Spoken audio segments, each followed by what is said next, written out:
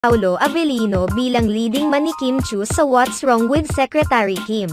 Matapos kumpirmahin ng Viu Philippines at ng Dreamscape na sina Kim Chiu at Paolo Avellino ang magtatambal para sa Philippine adaptation ng hit South Korean drama series na What's Wrong with Secretary Kim, marami ang napatanong kung nasaan si Jake Ejercito. Matatandaan na naunang kumalat sa social media at ilang mga entertainment news sites ang balitang sina Kim Chiu at Jake Ejercito ang bibida sa nasabing local adaptation. Nauna na ring kumalat noon ang mga larawan na kuha mula sa meeting ng Viu at ABS-CBN kung saan nakasama ang pangalan ni Jake Ejercito sa mga pangunahing cast. Sa kabila ng tila bigla ang pagpapalit ng cast, marami naman ang natuwa sa muling pagtatambal ni Paolo Avellino at Kim Chiu sa iisang project.